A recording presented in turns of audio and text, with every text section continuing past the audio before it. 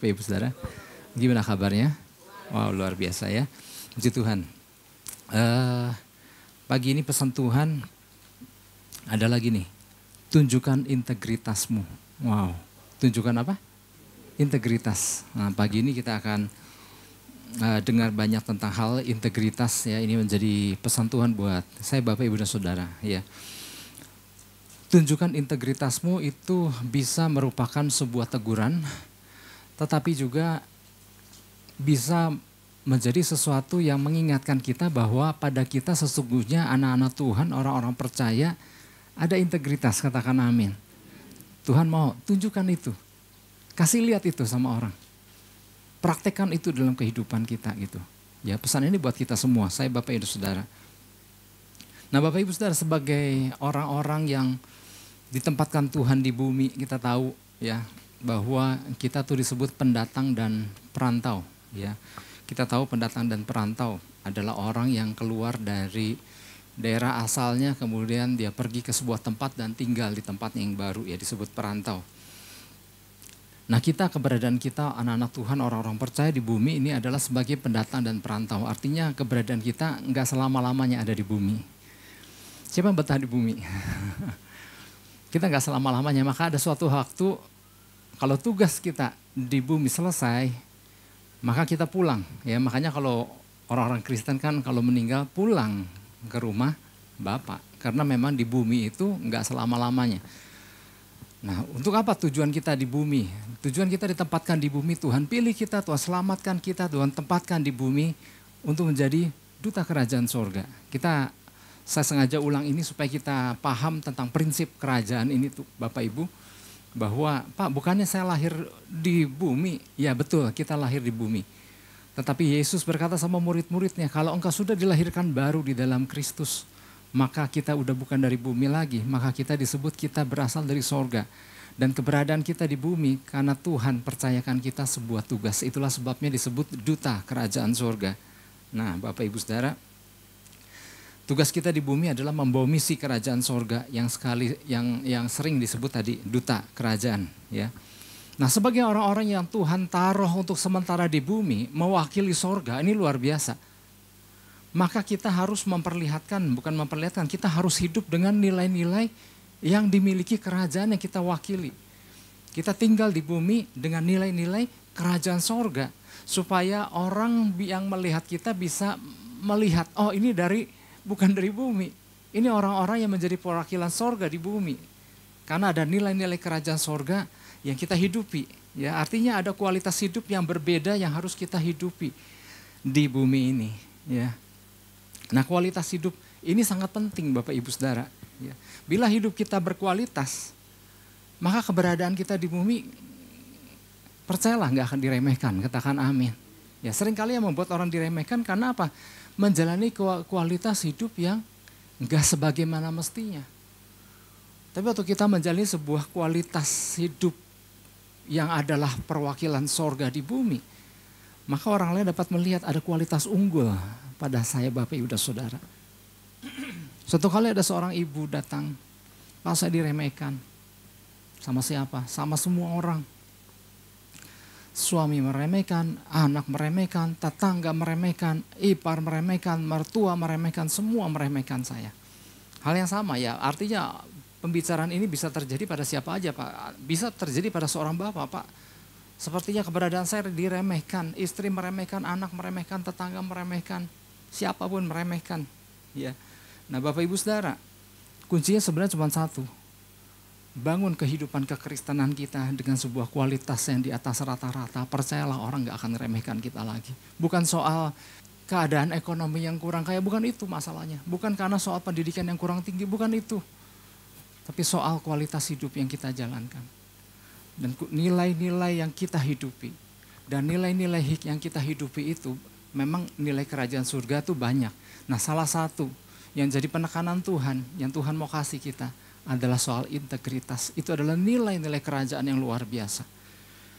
Bapak, Ibu, Saudara, saya mau ajak 1 Timotius, kita buka, kita baca 1 Timotius 6 ayat 11. Karena kalau kita paham ini, wow, luar biasa. Karena apa? Dunia udah nggak gitu mengenal yang namanya integritas. Integritas sudah begitu luntur, integritas sudah begitu diremehkan. Oke, saya mau ajak kita baca satu ayat ini, 1, 2, 3. Tetapi engkau, hai manusia Allah, jauhilah semuanya itu.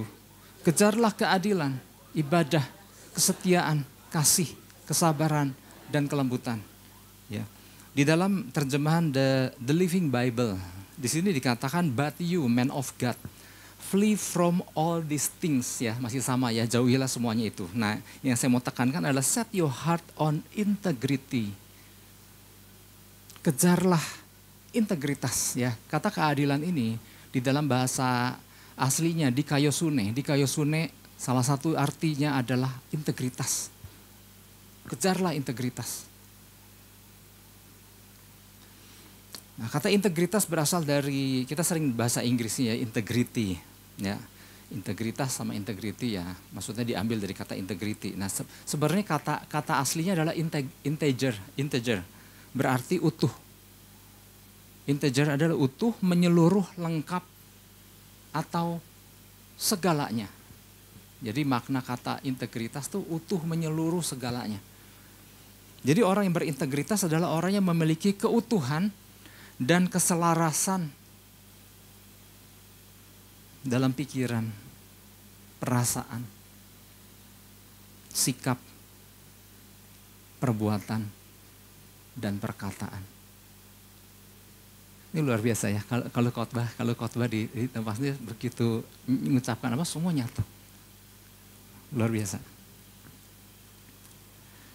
Nah, saya ulangi supaya nggak ada yang kelewat. Orang yang berintegritas adalah orang yang memiliki keutuhan dan keselarasan dalam pikiran, perasaan, sikap, perbuatan, dan perkataan. Semua aspek dalam diri internal dan eksternal tetap sinkron dan harmonis. Tidak ada rekayasa atau kepalsuan. Ya, semua aspek dalam diri internal eksternal tetap sinkron dan harmonis. Tidak ada rekayasa atau kepalsuan. Saya pernah nyampaikan satu contoh kejadian nyata. Beberapa waktu yang lalu, saya nggak tahu ya apakah Bapak Ibu Saudara masih ingat. Suatu kali seorang hamba Tuhan ada mengalami sebuah peristiwa sederhana sebetulnya. Ada rute yang dia harus lalui dan suatu pagi ketika dia sedang menuju ke kantor, dia melewati sebuah stopan, lampu stopan, dan di situ ada anak-anak kecil, ada orang-orang yang menjual ya berbagai hal. Ya, salah satunya ada anak kecil yang jual koran. Nah, waktu anak kecil menjual koran, maka hamba Tuhan itu beli koran dia dan dikasih uang. Kasih sejumlah uang, cuman gak ada kembalian. Lampu udah keburu hijau. Maka mau gak mau kendaraan harus jalan terus. Cuma dia mendengar teriakan dari anak kecil itu. Kembaliannya nanti besok ya om, katanya gitu. Maka keesokan harinya ya seperti biasa. Dalam perjalanan menuju ke kantor, dia udah lupa soal koran. Dia lupa soal ada uang kembalian. Tetapi dia lewat pada stopan yang sama. Dan sama sekali udah enggak, mana sih itu anak gitu. Udah lupa juga ya. Tiba-tiba ada yang ketok pintu, ketok jendelanya. Ada apa gitu ya. Ini om kembalian yang kemarin gitu. Oh ya, dan dia keburu jalan. Dan memang ya dia terima dan kemudian dia jalan kendaraannya. Kejadian yang saat ini yang enggak terlalu panjang ini membuat dia sedikit berpikir. Wow, ini luar biasa. Dia seperti lagi dipertontonkan dengan sebuah adegan singkat. Pertama ini anak kecil, dia pikir begitu. Dan mungkin juga bukan seorang percaya. Tapi anak ini lagi mempraktekkan yang namanya integritas. Mungkin anak kecil ini juga nggak tahu apa kata integritas itu. Tapi anak kecil ini lagi mempraktekkan sesuatu yang ringan di dalam kehidupan yang mana orang kayaknya udah jarang melakukan hal yang dia lakukan. Orang anggap kembaliannya juga kecil, kenapa mesti dikembalikan juga? Ini kan suatu keuntungan ya, ada orang kasih uang agak besar dan gak sempat dikembalikan, hore untung gitu. Tapi anak kecil itu berucap, besok om aku kembalikan. Dan apa yang dia lakukan? Besok dia kembalikan. Ada rasa haru sekaligus ada rasa malu. Kok dia diajarkan seperti diajarkan sesuatu dari seorang anak kecil ini. Jadi Bapak Ibu Saudara, kalau kita mau lebih lagi memahami definisi integritas, bukan soal kejujuran. Ternyata integritas dalam pengertian sederhana ada beberapa makna. Yang pertama, integritas berarti dapat dipercaya. Bukan sekedar jujur. Kehidupan kita akan menjadi dipercaya apabila perkataan kita sejalan dengan perbuatan. Besok ya om aku kembalikan. Anak kecil itu kembalikan. Dan integritas tadi saya sampaikan bukan soal jujur aja. Integritas itu bukan soal waktu kita makan ke rumah makan Sunda dan terus kita terakhir makan kita ngaku tahu 2 tempe 3 ayam 1 gitu. Bukan soal itu. Tetapi ternyata Bapak Ibu Saudara soal dapat dipercaya. Ya. Yang kedua, integritas berarti komitmen atau loyal. Komitmen adalah teguh memegang, ya ini teori lu ya. Komitmen adalah teguh memegang suatu janji pada diri sendiri atau kepada orang lain. Jadi komitmen adalah bagian daripada integritas. Jadi seorang yang berintegritas adalah mereka yang dapat menepati sebuah janji dan mempertahankan janji itu sampai akhir walaupun harus berkorban. Karena udah kepalang janji. Mungkin anak itu juga kan saya bilang mungkin nggak tahu ya definisi ini. Tetapi dia menyadari, dia udah janji, dia harus mengembalikan, maka dia kembalikan. Walaupun mungkin dia butuh. Yang ketiga, integritas berarti tanggung jawab. Orang yang berani mengambil tanggung jawab adalah mereka yang bersedia mengambil risiko, melakukan kewajiban dengan kemampuan yang terbaik. Enggak asal-asalan.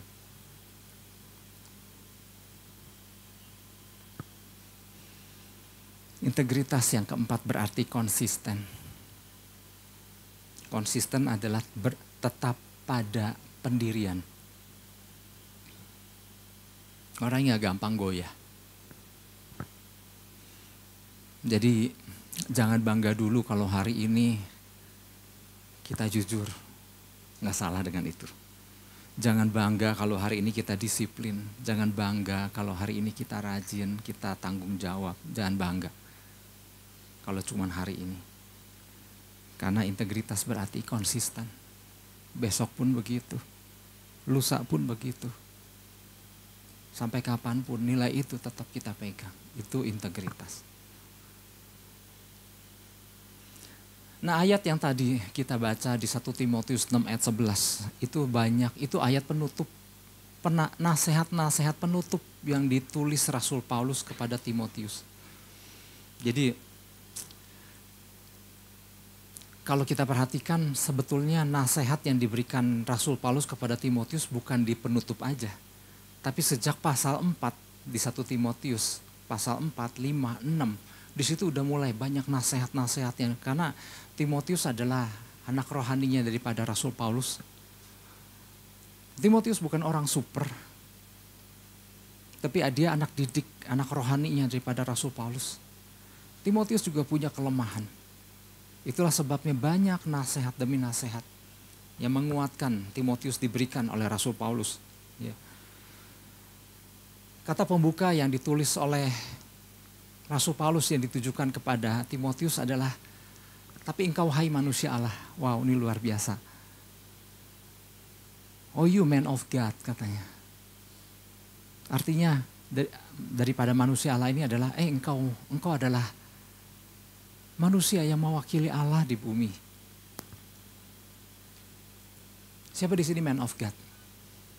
Wah, mantap ya. Artinya kita adalah orang-orang yang mewakili Tuhan di bumi. Di situ Rasul Paulus bilang sama Timotius, Sebagai seorang pelayan yang mewakili Tuhan katanya, Rasul Paulus menulis ciri seorang pelayan adalah ciri seorang pelayan yang berkualitas, artinya dia menyelesaikan seluruh rangkaian pertandingan. Karena di ayat 12 Rasul Paulus bicara soal pertandingan.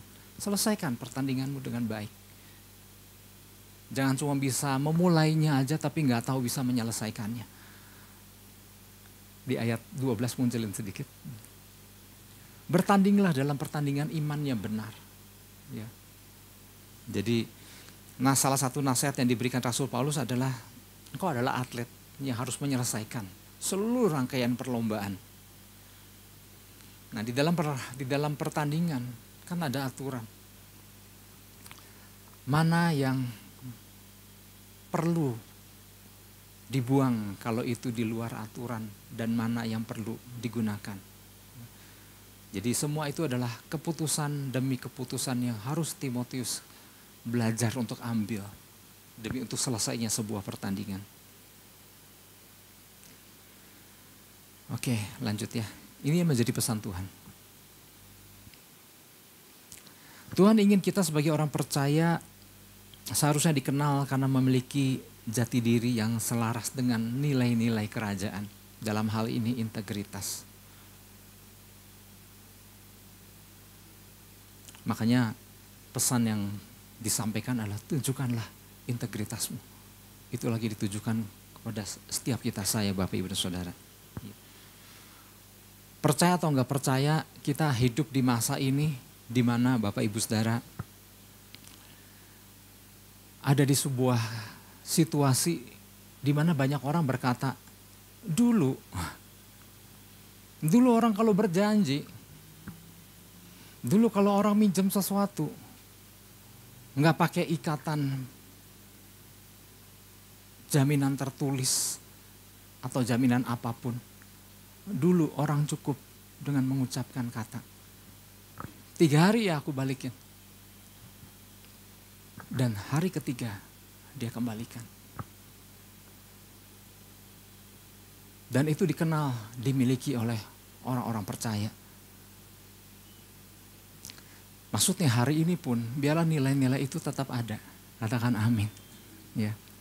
Ini saya ngomong ini bukan lagi kepahitan orang gak bayar utang, bukan itu. Lagi menjelaskan soal integritas. Artinya betapa jangan gini, jangan perkataan-perkataan yang dapat dipercaya itu cuma terjadi dulu. Tapi biarlah itu terjadi juga di masa sekarang.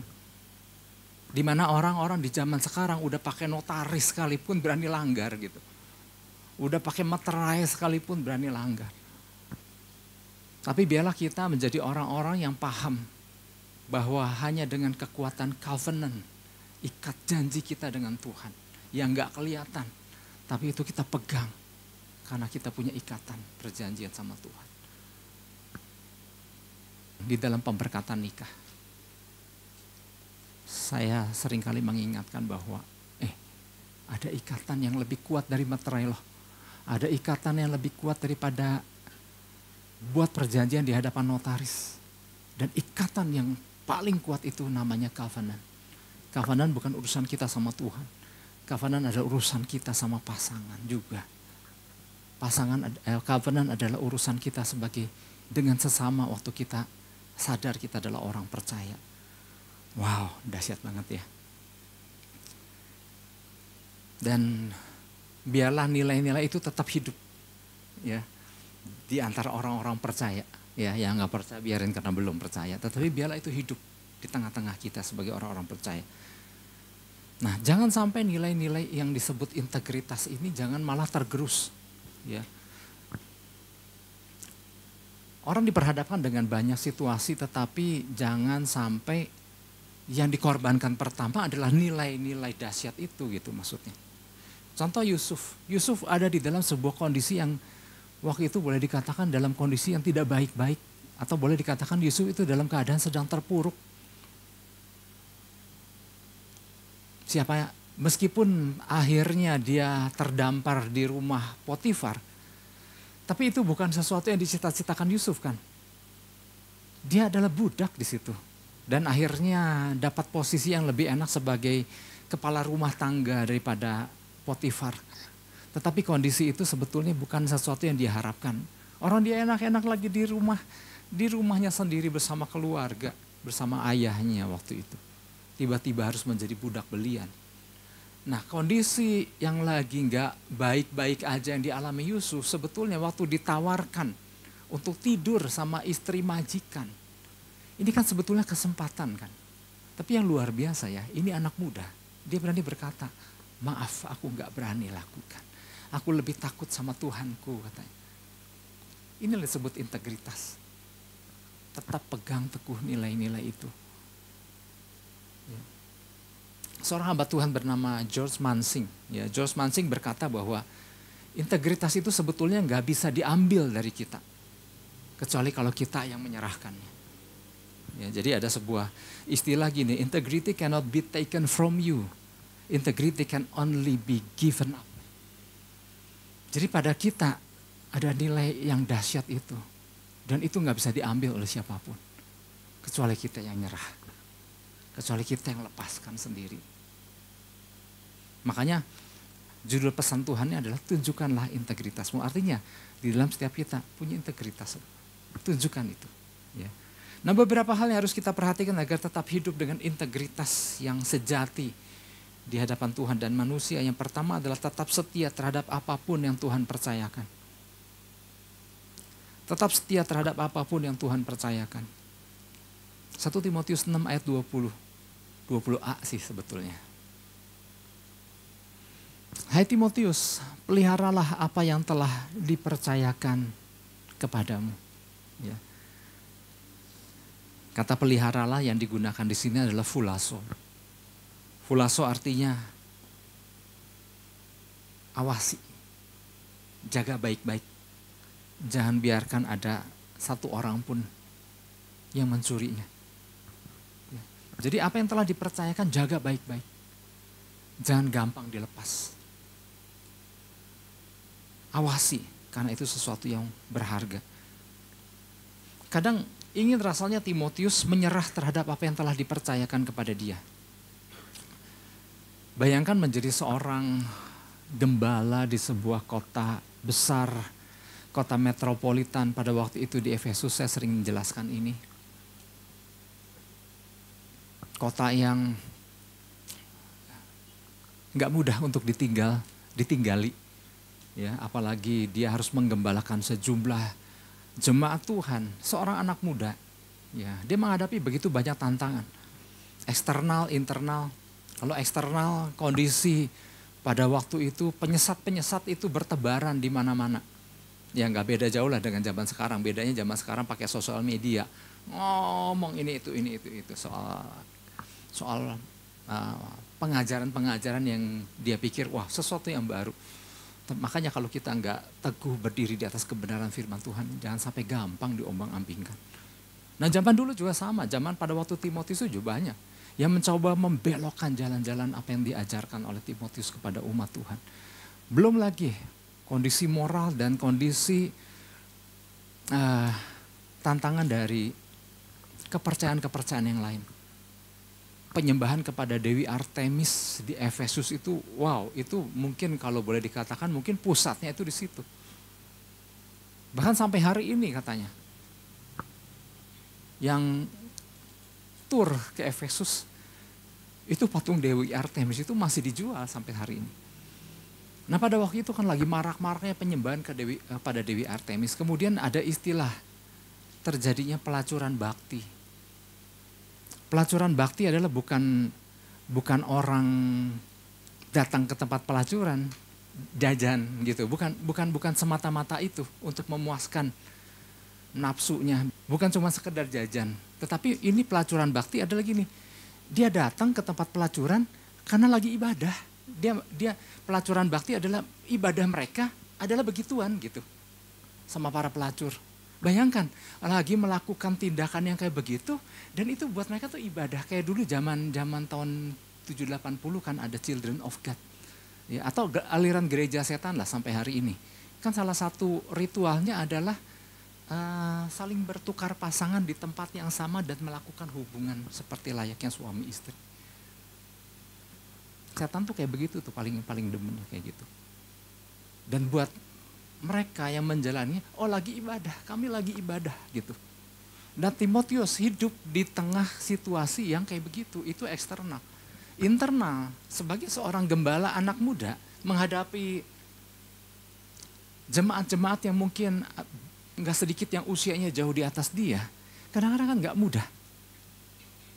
Seperti seorang hamba Tuhan kalau lagi khotbah ke daerah kantong Kristen gitu ya. Ngadapi khotbah karena opa-opa kan tinggal bilang begini, opa dari kecil udah kenal Yesus, opa udah tahu firman dari ujung ke ujung, jangan khotbah sama opa. Wow, gak gampang. Dan Timotius kan dalam kondisi yang salah satunya mungkin kayak begitu. Udah jangan banyak ngomong sama opa katanya. Kamu tahu apa? Kamu lahir kemarin gitu. Artinya mungkin buat Timotius ada sesuatu yang gak mudah. Ya.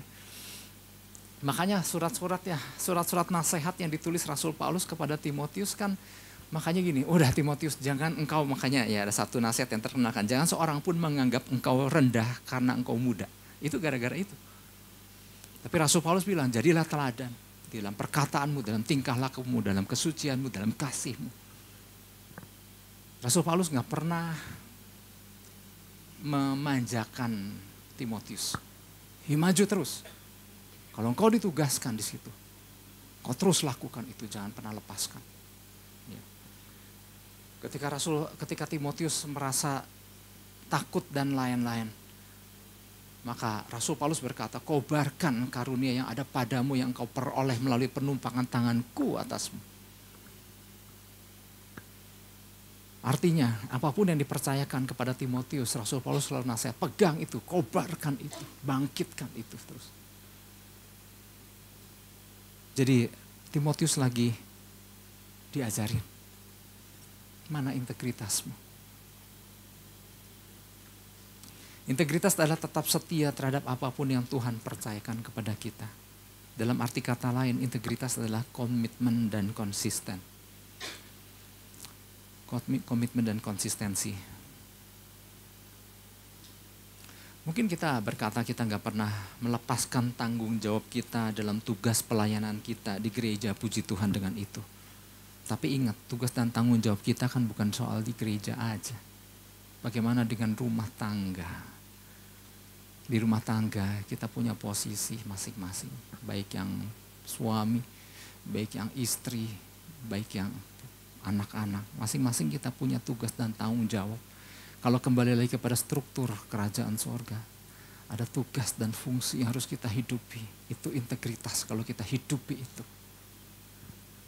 Maka itu Bapak Ibu Saudara, nasihat saya, jangan ada seorang pun meremehkan kita, oleh sebab itu pikul tanggung jawab itu. Orang bisa remehkan kita, bukan kita karena nggak punya uang. Orang remehkan kita, kalau kita nggak memikul tanggung jawab itu dan menghidupinya sungguh-sungguh, orang baru remehkan itu. Satu kali, seorang hamba Tuhan cerita bahwa dia diundang ke sebuah rumah tangga. Ada suami istri yang mengundang, Pak, kami lagi ngalami masalah. Dan kemudian hamba Tuhan itu datang ke rumah pasangan suami istri ini, dan kemudian dia cerita bahwa anaknya terjerat narkoba. Dan sang suami banyak bercerita bahwa sejak narkoba anak saya jadi seorang pembohong. Dan dia bagaimana cerita mengeluh tentang keadaan anaknya. Kenapa anak saya bisa begitu, Pak? Jadi pembohong begitu. Lagi ngobrol, kemudian telepon berdering di rumahnya. Dan istrinya mengangkat telepon itu. Dan istrinya berbicara dengan seseorang. Kemudian dia memotong pembicaraan antara suaminya dengan hamba Tuhan. Dia bilang, ada seorang, kayaknya ini penting. Dia mau bicara sama kamu, Pak, katanya. Dan suaminya bilangin gak ada. Dan hamba Tuhan itu mengambil kesimpulan, anaknya bohong. Bukan semata-mata narkoba. Anaknya menjadi pembohong karena dia melihat ada sosok ayah yang senang berbohong. Tanpa kita sadari Bapak Ibu Saudara, keberadaan kita, posisi kita, fungsi kita, Seringkali gini, orang nganggep, alah nggak ada dampak apa-apa. Oh dampaknya besar, katakan besar. Waktu kita pikul dengan penuh tanggung jawab, dampaknya besar itu. Kita lagi mendidik sebuah generasi di bawah kita. Tapi waktu kita mengabaikan posisi itu, dampaknya besar. Kita lagi mencoba menghancurkan sebuah generasi di bawah kita. Karena kita tuh ditonton.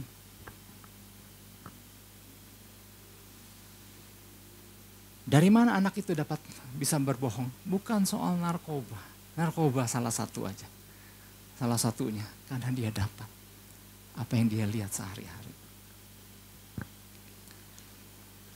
Ya, kita sering merasa bahwa dampak yang ditimbulkan lewat keberadaan kita, nggak ada dampak apa-apa. Saya mau katakan dampak kita besar. Dampak kita di rumah tangga besar sekali. Itu yang pertama. Yang pertama adalah tetap setia terhadap apapun yang Tuhan percayakan. Yang kedua, tetap jaga integritas kita terlepas kondisi apapun yang sedang kita alami. Menjaga integritas lagi kondisi enak mungkin lebih mudah. Tapi menjaga integritas dalam kondisi yang gak enak, itu gak mudah, itu sulit. Tapi apapun kondisinya, Tuhan mau tetap jaga integritas kita. 1 Timotius 6 ayat 12. Bertandinglah dalam pertandingan iman yang benar dan rebutlah hidup yang kekal. Untuk itulah engkau dipanggil dan telah engkau ikrarkan ikrar yang benar di depan banyak saksi. Ya, ini kondisi nasihat yang diberikan Rasul Paulus kepada Timotius. Enggak selalu Timotius ada di dalam keadaan enak. Enggak selalu Timotius ada di dalam keadaan prima. Kadang-kadang dia ada dalam keadaan lemah. Dengan berbagai alasan tadi saya sebutkan di awal. Rasul Paulus cuma bilang, engkau itu bagaikan atlet di tengah arena pertandingan. You gak bisa berhenti di tengah-tengah, you selesaikan. Ya. Engkau udah mengikrarkan ikrar yang benar di depan banyak saksi. Lakukan, selesaikan, tuntaskan. Ya. Hal ini menggambarkan bahwa mungkin kondisi Timotius juga sedang tidak baik-baik. Meskipun demikian, ia tetap disuruh selesaikan itu. Nah, orang yang hidup dalam integritas itu bukan seorang yang sama sekali gak punya kelemahan. Atau bebas dari segala tantangan dan problema hidup. Oh sama, semua ngalami banyak hal. Ya, yang gak enak juga ya. Namun yang diperlukan adalah tetap jaga nilai kerajaan sorga tersebut di tengah kondisi apapun yang kita hadapi. Seperti contohnya Yusuf. Yusuf ada di dalam keadaan tidak baik-baik saja. Waktu dia ada di rumah Potifar. Kan perjalanan 13 tahun yang paling lama kan waktu dia di dalam rumah Potifar kan. Waktu dia ada di rumah Potifar kan dia, ya ampun kenapa hidup gue jadi begini. Kemarin baru dibeli sama pedagang Midian. Kemarinnya lagi baru dijual, baru dimasukkan ke sumur sama kakak-kakaknya. Tapi hari ini ada di rumah Potifar. Rasanya ingin berontak mungkin. Rasanya ingin protes, kok begini sih? Gitu. Ada di dalam keadaan yang tidak baik-baik aja. Tapi ada satu hal yang luar biasa pada Yusuf. Dia jaga itu integritas. Biar gimana pun di tengah ketidakmengertian, di tengah kondisi yang gak baik-baik aja. Rasanya orang yang ada di dalam kondisi yang sangat gak baik-baik aja seperti dialami Yusuf. Rasanya waktu ditawarkan untuk tidur sama istri Potifar. Rasanya udahlah biarin masa bodoh gak ada yang kenal. Mau jadi apa-apa kayak gitu. Tapi enggak. Dia tetap jaga itu. Wah ini luar biasa. Ya. Seorang hamba Tuhan ya yang tadi itu ya. Josh Mansing dia berkata bahwa ujian terhadap integritas itu seringkali terjadi. Bukan pada waktu kita sedang dalam keadaan fit. Bukan ada dalam keadaan seperti orang yang lagi di depan mimbar disorot lampu. Orang di situ sangat bisa memainkan apa itu integritas. Ujian integritas itu bukan di situ. Ujian integritas datang dalam kehidupan sehari-hari. Justru Ujian integritas muncul dalam peristiwa-peristiwa umum sehari-hari. Waktu kita menjalani kehidupan. Atau bahkan ujian integritas itu muncul ketika orang percaya sedang berada dalam satu keadaan yang sedang tidak mengenakan. Seringkali ujian integritas itu muncul di situ.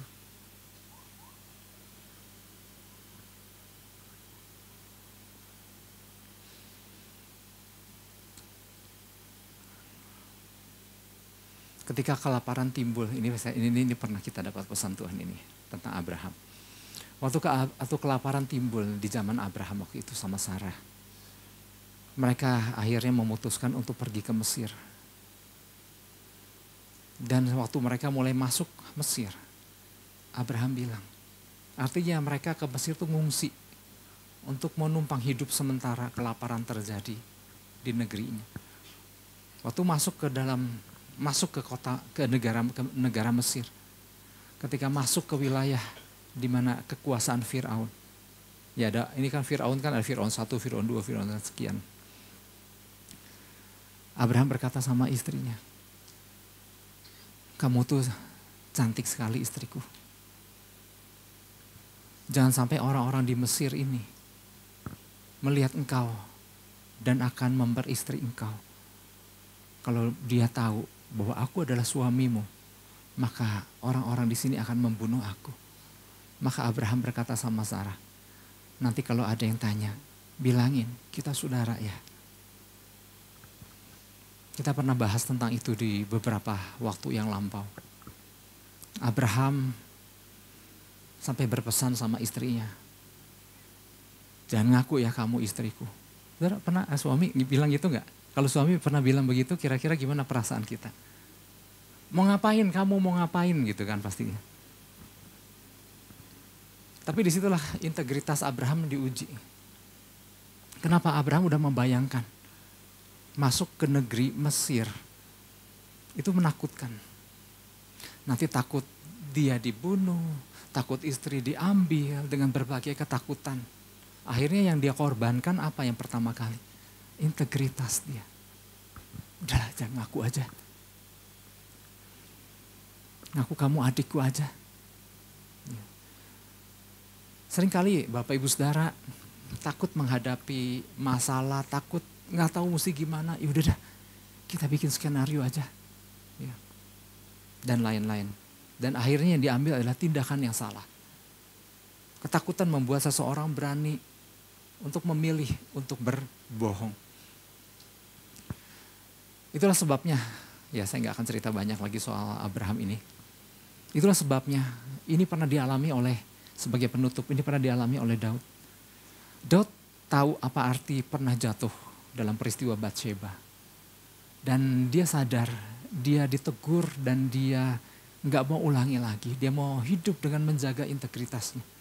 Itulah sebabnya dalam salah satu doanya sama Tuhan, Daud bilang begini di dalam Mazmur 25 ayat 21. Jadi Mazmur 25 itu berisi doa Daud sama Tuhan. Salah satu doa yang diucapkan Daud adalah, Tuhan mampukan aku supaya jangan musuhku menari-nari di atas aku. Artinya dia gak mau jatuh lagi. Dia gak mau musuh yang menang dan dia yang kalah. Dan dia tutup dengan ini, biarlah ketulusan dan kejujuran kiranya mengawal aku. Sebab aku menanti-nantikan engkau. Ya mungkin saya baca dalam bahasa Indonesia ini kayak biasa ya, ketulusan dan kejujuran kiranya mengawal aku. Tetapi dalam The Living Bible, di situ dikatakan, assign me godliness and integrity as my bodyguard. Wow, keren banget. Biarlah ketulusan dan integritas menjadi bodyguard aku. Biarlah aku dijaga sama integritas katanya. Ini luar biasa Bapak Ibu Saudara. Jadi makanya tadi saya katakan integritas itu sebetulnya ada dalam setiap kita. Kecuali kalau kita yang menyerahkannya. Kecuali kalau kita melepaskannya. Doa Daud kepada Tuhan untuk dia apa? Biarlah integritas itu jaga dia. Dan biarlah saat ini setiap kita anak-anak Tuhan, kita orang-orang percaya, kita diingatkan bahwa kita tinggal di tengah dunia dan selalu sadari bahwa seperti saya hari ini juga mengingatkan diri saya kembali bahwa kita tuh perwakilan sorga di bumi, katakan amin.